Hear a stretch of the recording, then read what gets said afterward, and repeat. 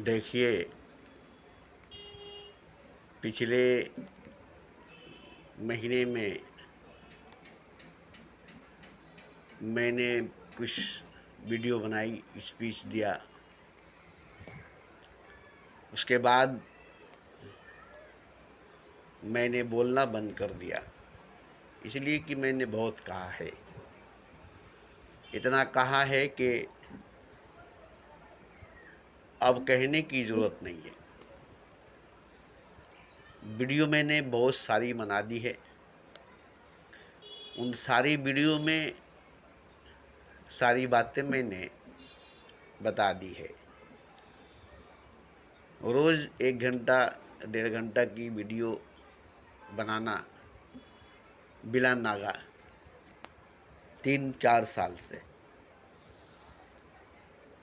तो मैंने बहुत सी वीडियो बनाई, स्पीच दिया, उसमें बहुत सी बातें बताई जो अभी मौजूद है यूट्यूब चैनल में।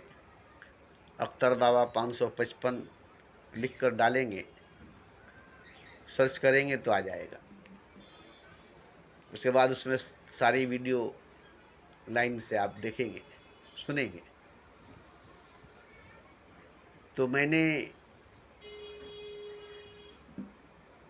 जो भी बोला है, अपना दिल जलाकर, खून जलाकर, रूह को जलाकर, पूरे वजूद को जलाकर, उसमें से जो रोशनी निकली उसको शब्दों में डाला है। जैसे शमा जब पिघलती है, जब जलती है, तब उसके अंदर से रोशनी निकलती है। तो जब भी मैं बोलने बैठता था तो मुझे पिघलना पड़ता था, जलना पड़ता था और शब्दों में ढलना पड़ता था, लफ्ज़ों में निकलना पड़ता था। तो मैं अपने शब्दों में, लफ्ज़ों में, वाणी में, स्पीच में पिघल जाता था, ढल जाता था, तब निकलता था। तो मैं खुद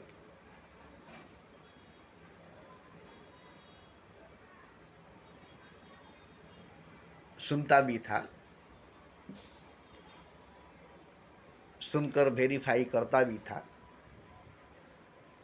कि हाँ सही है कि गलत है, गलत है कि सही है। मगर सब सही निकलती थी और सब सही निकली है। अब रही बात कि शब्दों में, लफ्ज़ों में अर्थ तो है, माने तो है, मतलब तो है, मगर वो कोई खास नहीं है। खास बात क्या है? मेरे पास एक छोटी सी विचार है जिसमें लिखा हुआ है कि गुरु का दिया हुआ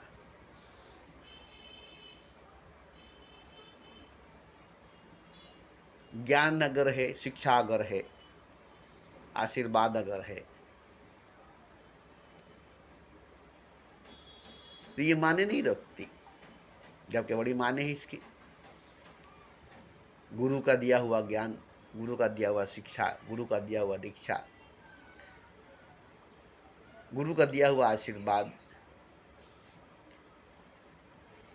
गुरु का दिया हुआ वरदान, ये सब माने रखती है। और लोग यही सब लेते, यही सब लेकर चले जाते। मगर असल जो बात उसमें बताई गई वो सही बात है कि भाव, भाव का भूखा भगवान, भाव का भूखा भगवान है। तो भाव की वैल्यू है। दो ही तो चीज है, अभाव और भाव। हर कोई अभाव में जीता है, भाव में नहीं। सब में अभाव है, भाव नहीं। तो भाव की भूखी है भगवान, भाव का भूखा है भगवान। उसे न पूजा चाहिए, न पाठ, उसे न भजन चाहिए न कीर्तन, बस भाव में डूबा हुआ इंसान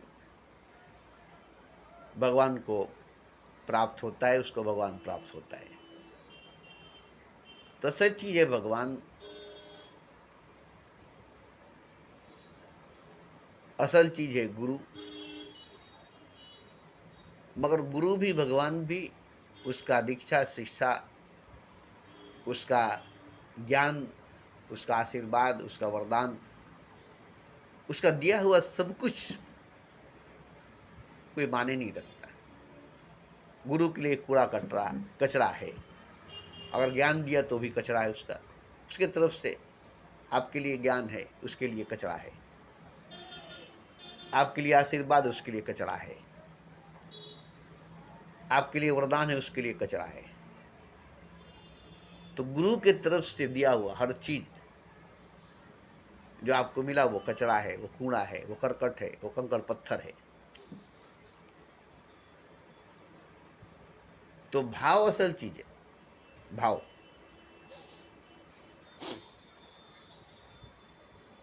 तो भाव का ही महत्व है।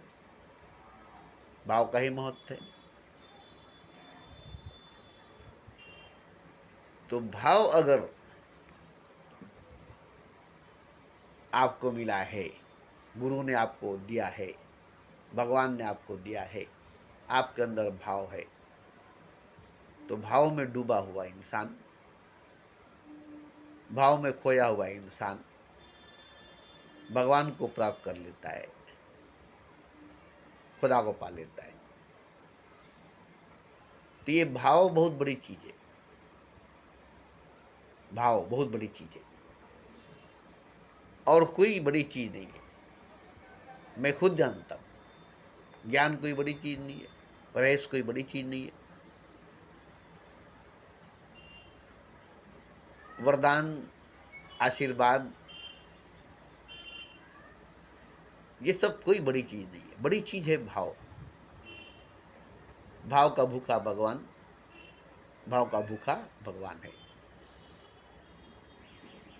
आप फल चढ़ाते, फूल चढ़ाते, वो भगवान के लिए कोई माने नहीं रखती। आपका भाव उसके लिए माने रखता है। तो भाव का भूखा भगवान, भाव का भूखा भगवान। तो भाव ही असली धन है। भाव ही असली धन है। बाकी सब कूड़ा करकट है। बाकी सब कूड़ा करकट है। तो मैंने जो स्पीच दिया है, मैंने जो वीडियो बना करके यूट्यूब पर छोड़ दिया है, उसमें जो शब्द है, लफ्ज है, अल्फाज है, बात है, उसके कोई भी माने, कोई भी अर्थ आप अपने हिसाब से निकाल सकते हैं। मगर मेरे लिए उसमें कोई माने मतलब, कोई अर्थ नहीं है। मेरे कहने का मतलब मेरा भाव।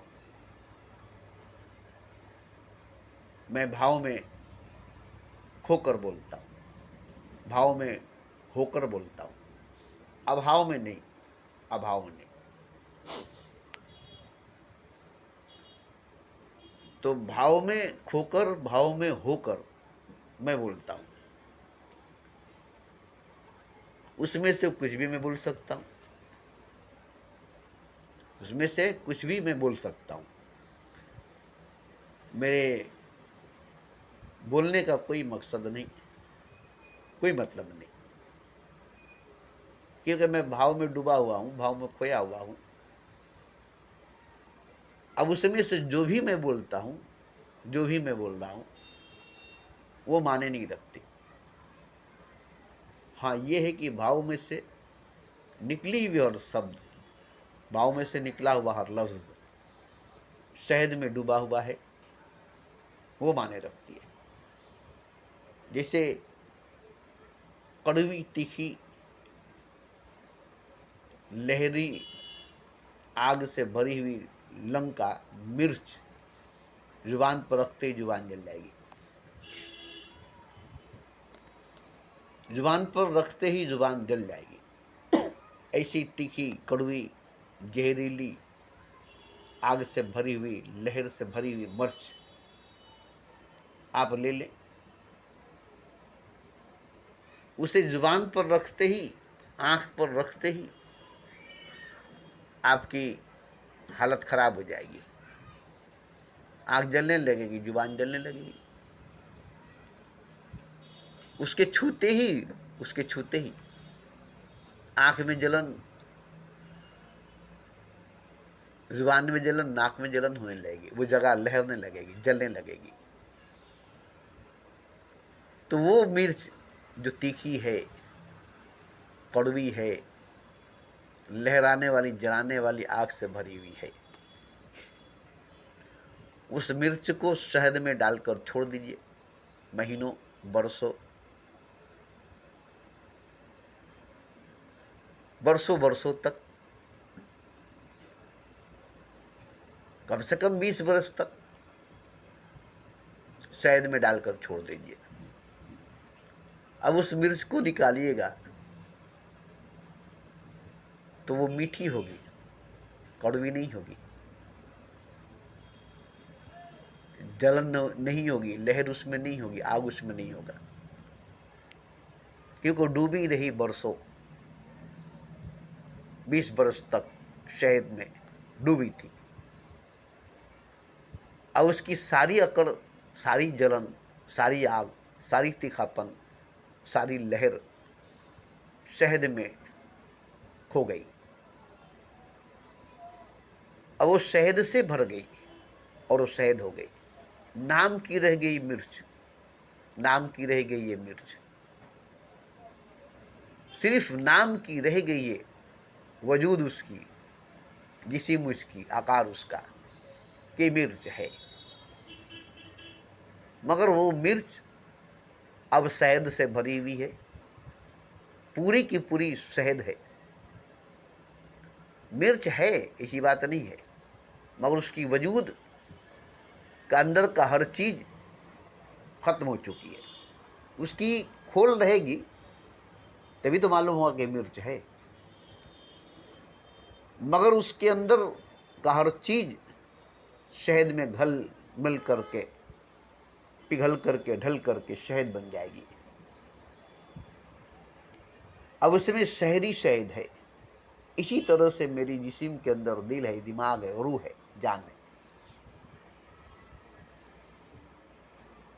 ये सब थी जैसे आपके अंदर है, जैसे सबके अंदर है, ऐसे मेरे अंदर भी थी, वैसे ही जैसे आपकी है, जैसे सबकी है, वैसे ही मेरा भी दिल, मेरी भी दिमाग, मेरी भी रूह, मेरी भी जान।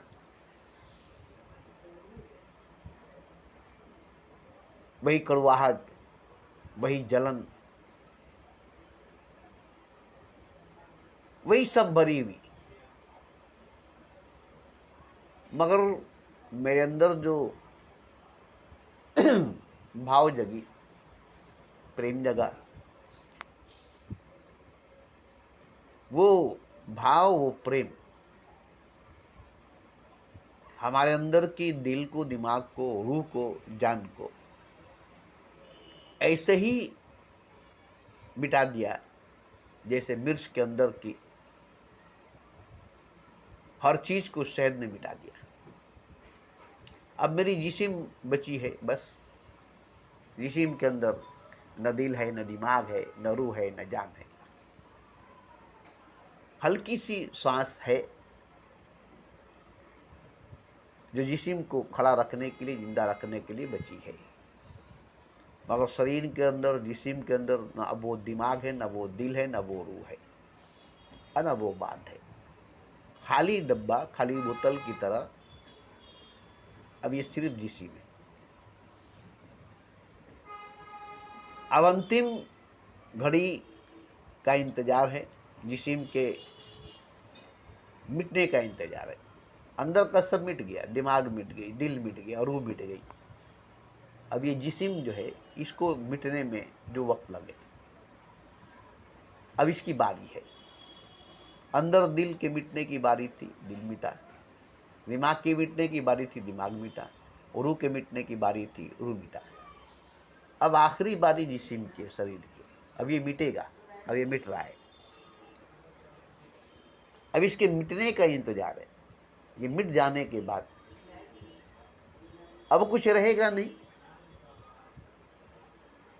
अब कुछ रहेगा नहीं। तो फिर रहेगा क्या, बचेगा क्या? रहेगा क्या, बचेगा क्या? तो कुछ नहीं रहेगा, कुछ नहीं बचेगा, क्योंकि सब तो मिट गया, सब तो मिट गया। दिमाग मिट गई, दिल मिट गई, रूह मिट गया, आखिर में जिस्म भी मिट गई। तो क्या बचेगा, क्या रहेगा? मगर एक चीज है, एक चीज है कि भाव जो है बचेगी, भाव जो है रहेगी। भाव जो है बचेगी, भाव जो है रहेगी।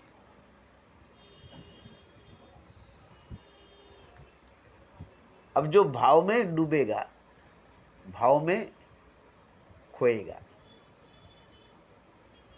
वही जानेगा, वही जान सकेगा। मैं जितनी बात बोलता हूँ और बोला हूँ, वो सब भाव में डूब कर बोलता हूँ, डूब कर बोला हूँ। अब आप वाणी को पकड़ेंगे, बात को पकड़ेंगे, भाव को नहीं। असल चीज है भाव, असल चीज है भाव। अब देखिए, भाव में डूबकर मैंने कहा है, भाव में डूबकर मैंने कहा है, पैखाने के चेंबर में जो कीड़ा है वो भी खुदा है। पैखाने के चेंबर में जो कीड़ा है वो भी खुदा है। बाजार में बैठी जो वेश्या है वो भी खुदा है। ये मैंने कहा है और अभी भी मैं कहता हूं और बार बार मैं कहूंगा।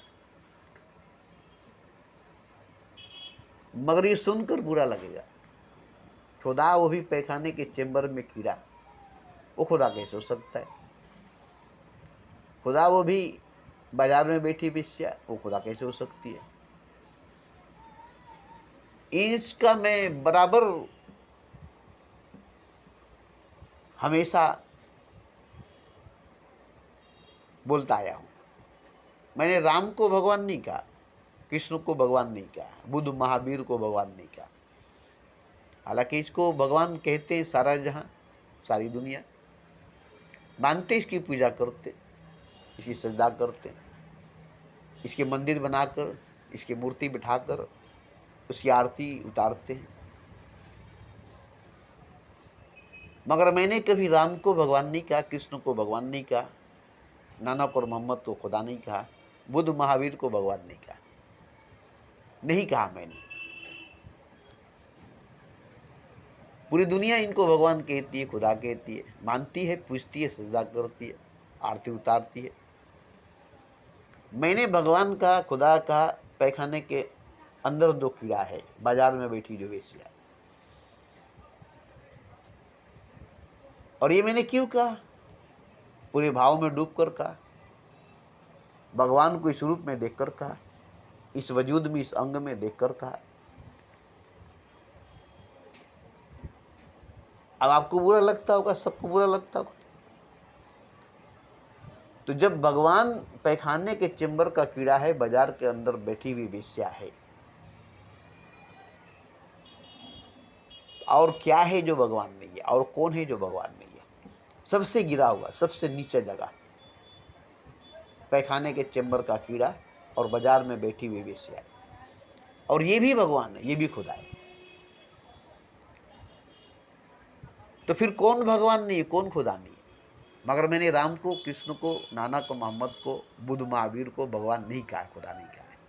क्योंकि इनको तो दुनिया भगवान कहती है, खुदा कहती है।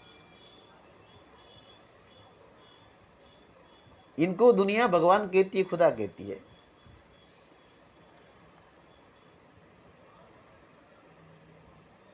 कहने की क्या ज़रूरत है। मगर मैं पैखाने में चेम्बर में जो कीड़ा है वो खुदा है, और ये हकीकत, ये सच है। ये नहीं कि मैंने खुदा को इतना नीचा दर्जा दिया है, बाजार में बैठी वेश्या है वो भी खुदा है। ये नहीं कि मैंने भगवान को, खुदा को वेश्या का दर्जा दिया, नहीं, है वो और है वही, हर जगह, हर तरफ, हर वक्त। तो मैंने देखा ऐसे गिरी हुई जगह पर, नीचे जगह पर भगवान ने खुदा है, और जगहों पर, हर जगह पर भगवान ही खुदा है ना। तो भगवान तो हर जगह है, खुदा तो हर जगह है।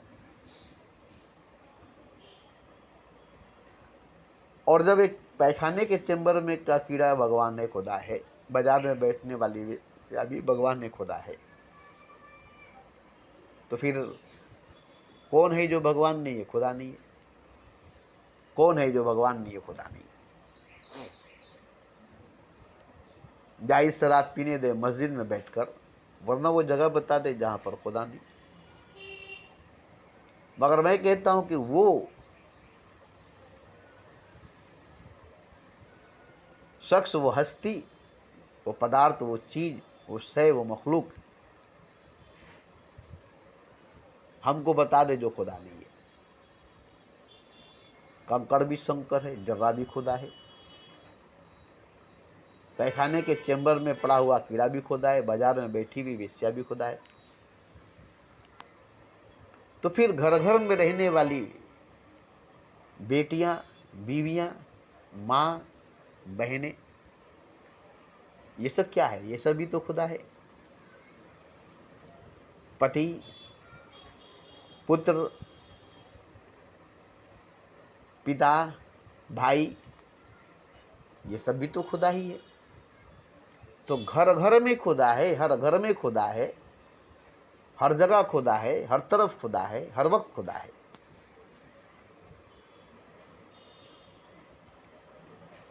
और यही जानना है, यही पहचानना है,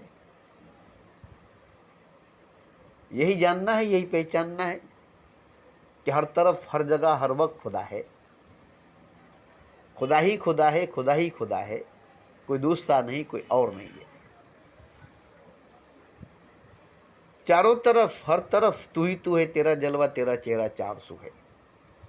जहाँ देखूँ, जिसे देखूँ, वही तू है, वही तू है, तेरा जलवा, तेरा चेहरा चार सू है। तो हम जो ग्रंथ में, शास्त्र में भगवान के बारे में पढ़े, खुदा के बारे में पढ़े, वो खुदा गलत खुदा है, वो गलत खुदा है, वो खुदा है ही नहीं। इसी से वो खुदा किसी को मिला नहीं है और न मिलेगा। ये ख्याली खुदा है, ख्याली पुलाव है, पुलाव है नहीं, खुदा है नहीं। ऐसा खुदा को खोजेंगे तो नहीं मिलेगा, ऐसे खुदा को ढूंढेंगे तो नहीं मिलेगा। जैसा कि बताया गया है ग्रंथ शास्त्रों में, निराकार, लावजूद, जिसका कोई नहीं, जिसका कुछ नहीं, जो कोई नहीं है, जो कुछ नहीं है, मगर वो खुदा है, मगर वो भगवान है। तो आप कहीं जाएंगे तो नहीं मिलेगा, कहीं जाएंगे तो नहीं मिलेगा। तो ऐसे खुदा को धर्म वाले ने, मजहब वालों ने गढ़ रखा है कि वो है ही नहीं। इसलिए मजहब का खुदा, धर्म का खुदा है नहीं, है नहीं।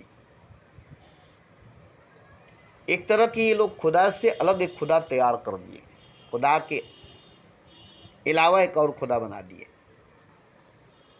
जबकि मुसलमान कहता कि शिर्क है, कुफ्र है, खुदा के अलावा और खुदा को मानना। मगर सब अपना अपना खुदा बना लिया है। सब शिर्क है, सब कुफ्र है, क्योंकि किसी का खुदा असली खुदा नहीं, किसी का खुदा असली खुदा नहीं। क्यों? कि सब तो खुदा है, सब कुछ तो खुदा है, बंदा तो कोई है नहीं, बंदा तो कुछ है नहीं। सब खुदा है, सब कुछ खुदा है, क्योंकि सब एक है, सब कुछ एक है। अब ये हकीकत है, ये सच है। इस हकीकत को, इस सच को छोड़ दिया गया है, छोड़ दिया गया है, क्योंकि इसमें आप होंगे नहीं, कोई होगा नहीं, कुछ होगा नहीं, सिर्फ खुदा होगा, सिर्फ खुदा होगा। तो आप अपने होने के लिए खुदा को होने नहीं देते, कुछ ना होने दिया, मेरे होने ने न होता मैं अगर तो खुदा होता। जब मैं था तो हरी नहीं, अब हरी है तो मैं नहीं।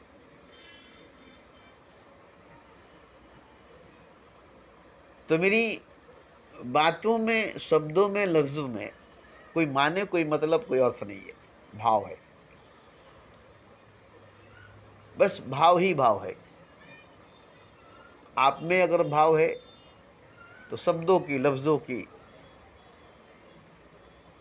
उसके माने, मतलब, उसके अर्थ की कोई जरूरत नहीं पड़ेगी। भाव ही असल चीज है, भाव ही भगवान है, और भाव का ही भूखा भगवान है। अब देखिए, आप में भाव नहीं है, आप में भगवान नहीं है। आप में भाव नहीं, आप में भगवान नहीं है। तो भाव ही असल चीज है, भाव ही असल चीज है। भाव नहीं तो भगवान नहीं। जब भाव नहीं तो भगवान नहीं, तो भाव नहीं तो इंसान कहाँ से होगा, भाव नहीं तो मनुष्य कहाँ से होगा। बिना भाव के भगवान नहीं, तो बिना भाव के मनुष्य कहाँ से होगा। अगर भाव नहीं तो मनुष्य नहीं, क्योंकि भाव नहीं तो भगवान नहीं, भाव नहीं तो खुदा नहीं। तो भाव अगर है तो भगवान है, भाव नहीं है तो भगवान नहीं है। तो भाव है अगर तो भगवान है, भाव अगर है तो भगवान है। आप भगवान है अगर भाव है तो, आप ही भगवान है अगर भाव है तो। अगर भाव नहीं है तो भगवान भी भगवान नहीं है, खुदा भी खुदा नहीं है। तो आप क्या है, आप क्या है।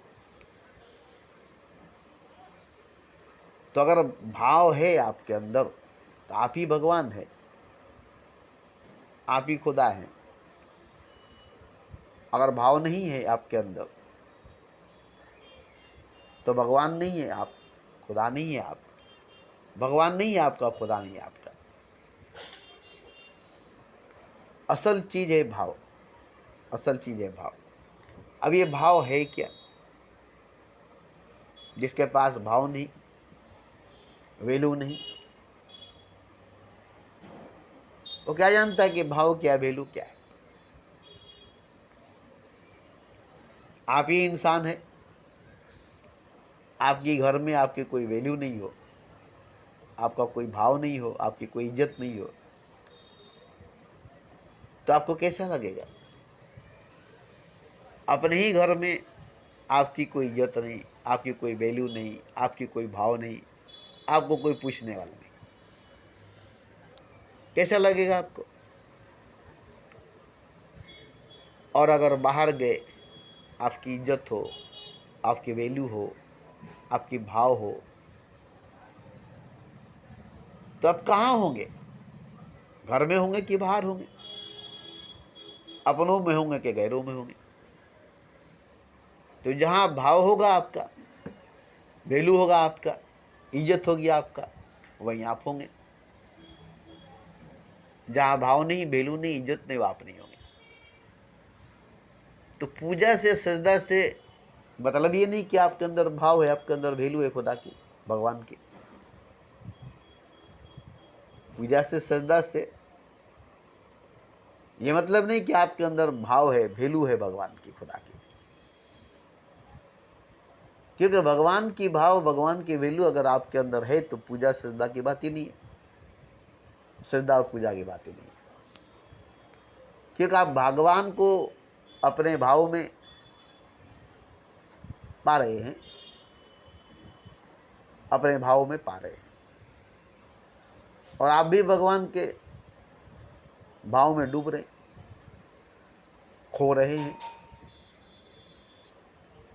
और भगवान हो रहे हैं।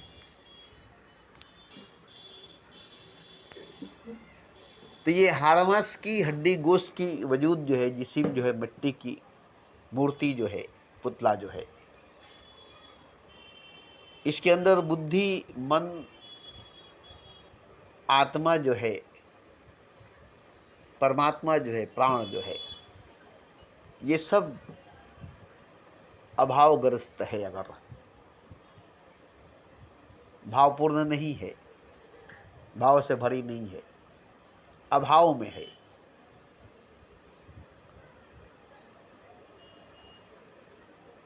तो यही गलती है, यही गलत है। और देखिए, धन तो बड़ी आसानी से मिल जाएगा, ज्ञान भी बड़ी आसानी से मिल जाएगा।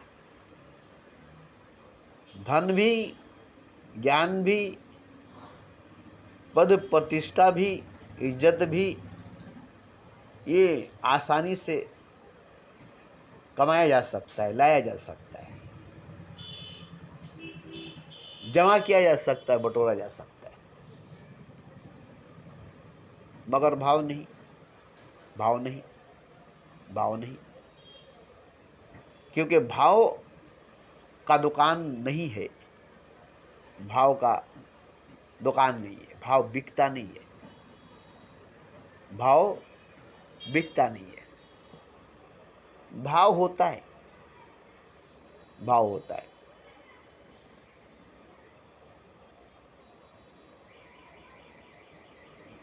तो भाव अगर है आपके अंदर, तो इससे जो आपको मिलेगा वो ज्ञान से नहीं मिलेगा, ध्यान से नहीं मिलेगा, प्रेम से भी नहीं मिलेगा, धन से भी नहीं मिलेगा, सुख सुविधा से भी नहीं मिलेगा, शांति आनंद से भी नहीं मिलेगा, जो भाव से मिलेगा, जो भाव से मिलेगा। तो भाव ही असल चीज है। अब जिसके पास भाव नहीं, वो कैसे जाना है कि भाव है क्या? उस रंग को क्या जाने जिसने न कभी पी है, उस चीज को क्या जाने जिसने न कभी पाई है। तो भाव ही है क्या, ये शब्दों में, लफ्जों में, लिखने में, पढ़ने में आएगा नहीं, बोलने में, सुनने में आएगा नहीं।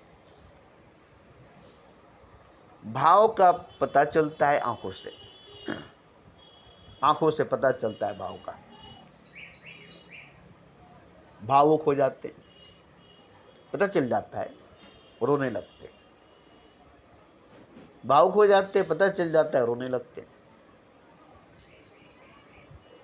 ओ आंख से झरझर पानी निकलने लगेगी, आंसुओं का सैलाब निकलने लगेगा, आप भाव में डूब करके रोने लगेंगे, बोल नहीं सकेंगे, बोलने की बात ही नहीं है। अब बताइए, तो भाव में डूबने वाला इंसान बोलता नहीं है, रोता है। वहाँ शब्द काम नहीं करते, लफ्ज काम नहीं करते, अल्फाज काम नहीं करते, अर्थ काम नहीं करते, माने मतलब कोई काम नहीं करता। तो ये भाव जो है सबके अंदर नहीं है, सबके अंदर नहीं है। क्योंकि भाव को कोई रोक नहीं सकेगा, कोई छुपा नहीं सकेगा, कोई बांध नहीं सकेगा। क्योंकि आंख से निकलती है, जुबान से नहीं, वो आंखों से निकलती है, मुंह से नहीं। मुंह बंद कर लेंगे, आवाज नहीं निकलेगी, शब्द नहीं निकलेगा, लफ्ज नहीं निकलेगा, अल्फाज नहीं निकलेगा। मगर आंख बंद कर लेने के बाद भी आंसू निकलेगी, रोक नहीं पाएंगे। आंसुओं को जब्त नहीं कर पाएंगे, आंसुओं को रोक नहीं पाएंगे। जब भाव में डूबेंगे, भाव में भर जाएंगे, तो आपको रोना ही पड़ेगा, आपको रोना ही पड़ेगा। कोई मर जाता है तो रोना पड़ता है, वो एक भाव है। बोलना नहीं पड़ता है, चीखना चिल्लाना नहीं पड़ता है, रोना पड़ता है। ये भाव पैदा हो जाती है। शादी ब्याह में, बेटे की विदाई में, जब बेटी विदा होती है तो बाप को रोना पड़ता है, माँ को रोना पड़ता है, बेटी को रोना पड़ता है, भाई को रोना पड़ता है, इन सब को रोना पड़ता है। बोलना कुछ नहीं पड़ता है, कहना कुछ नहीं पड़ता है। तो ये जीवन में कितनी बार आती है ये भाव जो है रोने का। मरने पर रोना आता है, बेटी की विदाई पर रोना आता है। ये दो आंसू जो है किसी अपने के मरने पर और अपनी बेटी के विदा करने पर जो आंसू निकलती है, क्या ये रोज निकलती है? क्या ये रोज निकलती है? अगर आपकी बेटी नहीं तो ये आंसू नहीं निकलेगी, और आपका कोई मरा नहीं तो ये आंसू नहीं निकलेगी। आप कैसे जानेंगे? इन आंसुओं की पहचान कैसे करेंगे? जब तक कोई मरेगा नहीं तब तक रोएंगे नहीं, जब तक आपकी बेटी विदा होगी नहीं तब तक रोएंगे नहीं। तो बेटी की विदाई पर जो आंसू निकलती है बाप के आंखों से, बेटी की आंखों से, माँ की आंखों से, सखी सहेलियों की आंखों से, भाई की आंखों से, बहन की आंखों से, बस वो रोते चले जाते, रोते चले जाते, रोते चले जाते, कुछ बोलते नहीं।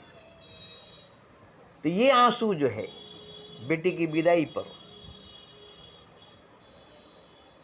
डोली उठने पर और जनाजा उठने पर, किसी के मरने पर, दो ही जगह ये भाव जगती है, दो ही जगह ये भाव जगती है। मगर जब अपनी बेटी विदा होती है तब, अपना कोई मरता है तब, अगर आपकी बेटी नहीं तो ये आंसू नहीं निकलेगी, आपका कोई मरा नहीं तो ये आंसू नहीं निकलेगी। तो कैसे जानेंगे आप इन आंसुओं के बारे में? कैसे जानेंगे आप इन आंसुओं के बारे में? इसके लिए एक बेटी को विदा करना पड़ेगा, डोली पर बिठाना पड़ेगा, अपनों को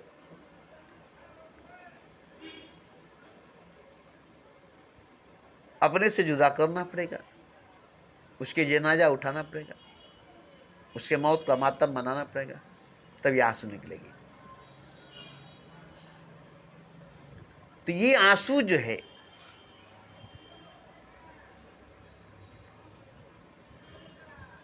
इसको कहा नहीं जाता, बोला नहीं जाता, बस इसको बहाया जाता है, इसको रोका नहीं जाता। इसको बहाया जाता है, इसको रोका नहीं जाता है। कहीं कोने में जाकर बहाया जाता है। तो यही आंसू जो है भाव से भरी आंखें, भाव से भरी आंसू आपके सीने से जो निकलती है, यही आपका खजाना है। आपकी बेटी के विदाई पर या आपके मरने वाले के जुदाई पर आपके अंदर से निकलती है। अगर ये नहीं निकली तो आप अमीर नहीं, आप इंसान नहीं, आप पत्थर है, इंसान नहीं, आप मुर्दा है, जिंदा नहीं। तो इसी तरह से भाव जो है बेटी के विदा होने पर या अपने के मरने पर जो भाव में डूब कर रोते हैं, जो आंसू निकलते हैं, ये तो छोटी सी भाव है, सीमित भाव है। मगर मैं जिस भाव की बात करता हूँ वो असीम है, न बेटे की विदा होने पर, न किसी के मरने पर। फिर ये भाव जो है भगवान के होने पर या खुद भगवान होने पर निकलती है। अपने भीतर भगवान के होने पर या खुद भगवान होने पर ही ये भाव जगती है, ये आंसू निकलती है, वरना नहीं, वरना नहीं। तो ये सबके अंदर से निकलनी चाहिए, क्योंकि सब भगवान ही है, सब खुदा ही है, सबके अंदर भगवान ही है, सबके अंदर खुदा ही है। और ये आंसू सबके अंदर है, और ये आंसू सबके अंदर से निकलनी चाहिए।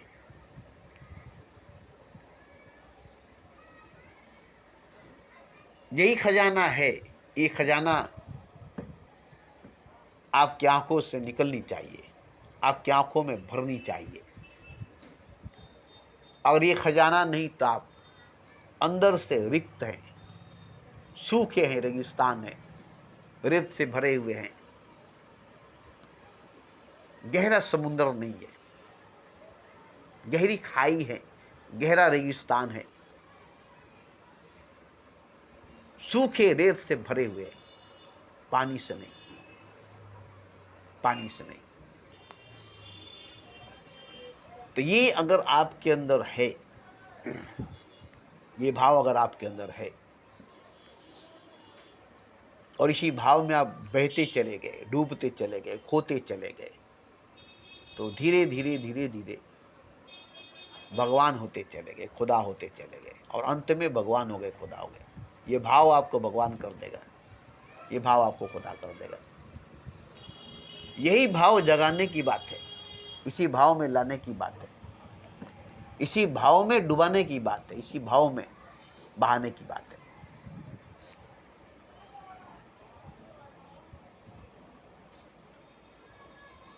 बस, और कुछ नहीं, और कुछ नहीं।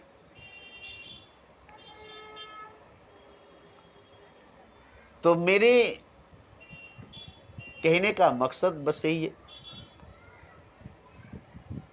मेरे बोलने का मकसद बस यही है कि आपके अंदर भाव जगे, भगवान के होने का या अपने भगवान होने का, ये भाव जगे। हमारे अंदर भगवान है, भगवान के होने का भाव जगे, या हम ही भगवान हैं, हम भगवान है, इस के होने का भाव जगे, या हमारा भगवान है, इसका भाव जगे। अब भगवान से बड़ा धन कौन है? भगवान है तो इससे बड़ा धन क्या है? इससे बड़ा ज्ञान क्या है? इससे बड़ा ध्यान क्या है? इससे बड़ा प्रेम क्या है? इससे बड़ा क्या है? इससे बड़ा क्या है? अजीम है खुदा, अल्लाहु अकबर, बड़ा है खुदा, अजीमुल्लाह, अजीम है खुदा। अब उससे बढ़कर क्या है? उससे बढ़कर कौन है? और वो आपके अंदर है, सबके अंदर है, और वो आप हैं। ये भाव अगर आपके अंदर जग जाए, सबके अंदर जग जाए, तो सब एक भगवान के रूप में नजर आएगा, सब एक खुदा के रूप में नजर आएगा, सब एक भगवान, सब एक खुदा हो जाएगा। ये हो जाना क्या गलत है? ये हो जाना क्या गलत है? सबका भगवान हो जाना, सबका खुदा हो जाना, सब भगवान हो जाए, सब खुदा हो जाए, ये क्या गलत है? हम जो बोलते हैं कि हर जगह तू ही तू है, तेरा चेहरा 400 है, जहां देखूं वही तू है, जिधर देखूं वही तू है, तू ही तू है, तू ही तू है, तेरा जलवा, तेरा चेहरा 400 है। वो कौन है? वो क्या है? वो कौन है? वो क्या है? हम ही सब तो हैं, हम ही सब तो हैं। ये पेड़ पौधे, ये पहाड़, ये नदी, ये झरना, ये अवसार, यही सब तो है। ये पक्षी, ये पशु, ये मनुष्य, ये देवता, हर तरफ तू ही तू है, तेरा जलवा, तेरा चेहरा 400 है। वो क्या है? वो कौन है? हम ही सब तो है, यही सब तो है। मगर हम ही सब भगवान नहीं, यही सब भगवान नहीं, तो फिर कौन है जिसका चेहरा 400 है? हर तरफ तू ही तू है, तेरा चेहरा 400 है। जाई शराब पीने दे मस्जिद में बैठकर, वरना वो जगह बता दे जहाँ पर खुदा नहीं। हर जगह खुदा है, हर तरफ खुदा है। तो कौन है जो हर जगह हर तरफ है? मैं नहीं हूँ, तुम नहीं हो, वो नहीं है, पेड़ पौधा नहीं है, झरना आबसाब नहीं है, नदी समुद्र नहीं है। क्या नहीं है वो? कौन नहीं है वो? हर रंग में, हर रूप में, हर अंग में, हर वजूद में, हर नाम में, हर रंग, हर रूप, हर अंग, हर वजूद, हर नाम, हर रूप वही तो है, उसी का तो है। अब ये होता है कि हम उससे कट जाते हैं, उससे हट जाते हैं, अलग हो जाते हैं। जैसे एक समुंदर से कतरा अलग हो गई, एक सागर से बूंद अलग हो गई, एक पेड़ से पत्ता अलग हो गया। बस अलग हो जाने की वजह से, जब तक पेड़ पेड़ में था, पत्ता पेड़ में था, तब तक वो पूरा का पूरा पेड़ था, वो नहीं जानता था कि मैं पत्ता हूं। जब तक कतरा समुद्र में था, वो पूरा का पूरा समुद्र था, वो नहीं जानता था कि मैं कतरा हूं। जैसे ही कतरा निकला, समझ गया कि मैं कतरा हूं, वो समुद्र है। जैसे पत्ता टूटा, वो समझ गया कि पेड़ है और मैं पत्ता हूं। तो पत्ता के टूटने से, अलग होने से, पत्ता पत्ता हो गया, पेड़ पेड़ हो गया। नहीं तो पेड़ और पत्ता एक ही है, कतरा और समुद्र एक ही है, बंदा और खुदा एक ही है। आप पेड़ किसको कहते हैं? पत्तों से भरी हुई, उसी को ना पेड़ कहते हैं। पेड़ सूख गया, पत्ता नहीं है। पेड़ हरा भरा है तो पत्ता है। पेड़ की पहचान पत्तों से, फूल की पंखड़ियों से फूलों की पहचान है। पंखड़ियां झड़ गई। अच्छा, एक गुलाब फूल ले लीजिए, उसके सारी पंखड़ियां नोच कर जमीन पर बिखेर दीजिए, कहाँ है गुलाब बताइए? तो वो तो जमीन पर बिखर गई। तो वही पंखड़ियां ही ना गुलाब है। अब आप कहेंगे नहीं, पंखड़ियां अलग है, गुलाब अलग है, तो गुलाब है क्या? तमाम पंखड़ियों को नोच नोच कर, तोड़ तोड़ कर अलग कर दे, गुलाब ही नहीं रहेगी अब। तो गुलाब तो कुछ नहीं है, पंखड़ी सब कुछ है। हकीकत तो गुलाब नहीं है, पंखड़ियां है। ऐसे ही ऐसे ही ऐसे ही आप जो समझते हैं कि वो खुदा है, खुदा क्या है? सबका जोड़ है, सबका निचोड़ है, सब है, सबका निचोड़, सबका जोड़ एक खुदा है। अब इसी में से किसी को अलग समझ गए तो खुदा नहीं है, किसी को भी अलग कर दिए वो खुदा नहीं है, कोई भी अलग हो गया वो खुदा नहीं है। और यही वजह है कि जो इंसान अलग है वो खुदा नहीं है। विराट से अलग है, वो विराट नहीं है। कायनात से अलग है, वो कायनात नहीं है। खुदा से अलग है, वो खुदा नहीं है। कतरा जो समुद्र से अलग है, वो समुद्र नहीं है। कतरा जो समुद्र से अलग है, वो समुद्र नहीं है। जरा जो समुद्र से, रेगिस्तान से अलग है, वो रेगिस्तान नहीं है। अलग होने की वजह से कुछ नहीं है। कुछ ना होने दिया मेरे होने ने, न होता मैं तो अगर खुदा होता। तो यहाँ विराट से अलग होना, खुदा से अलग होना, अजीम से अलग होना कैसे हो सकते हैं? कहाँ हो सकते? न हो सकते, न हो सकेंगे। विराट से अलग नहीं हो सकते, अजीम से अलग नहीं हो सकते, खुदा से अलग नहीं हो सकते। समुंदर से भले कतरा अलग हो जाएगा, कायनात से भले ही नुक्ता अलग हो जाएगा, मगर खुदा से कोई अलग, खुदा से कोई जुदा नहीं होगा। किसी से खुदा अलग, किसी से खुदा जुदा नहीं होगा। तो जब खुदा से अलग, खुदा से जुदा कोई नहीं होगा, किसी से अलग खुदा नहीं होगा, किसी से जुदा खुदा नहीं होगा, तो फिर बंदा और खुदा कहाँ से होगा? अलग ही अलग नहीं होगा तो बंदा और खुदा कहाँ से होगा? बंदा खुदा से अलग नहीं होगा तो बंदा खुदा कहाँ से होगा? भक्त भगवान से अलग नहीं होगा तो भक्त भगवान कहाँ से होगा? कतरा समुद्र से अलग नहीं होगा तो कतरा और समुद्र कहाँ से होगा? तो अलग ही नहीं होगा तो कहाँ से होगा? अलग ही नहीं होगा तो कहाँ से होगा? अलग नहीं हो सकता है, अलग नहीं होगा। इसलिए सब एक है। आईने के 100 टुकड़े करके हमने देखे, एक में भी तन्हा थे, 100 में भी अकेले। अकेले ही 100 में, जो एक आईने में तन्हा थे, आईने के 100 टुकड़ों में अकेले। तो एक ही होगा हर टुकड़ों में, एक ही चेहरा होगा हर टुकड़ों में। जो आईने में चेहरा थी वही टुकड़ों में है, जो शीशे में चेहरा थी वो टुकड़ों में है। एक में भी तन्हा थे, 100 में भी अकेले।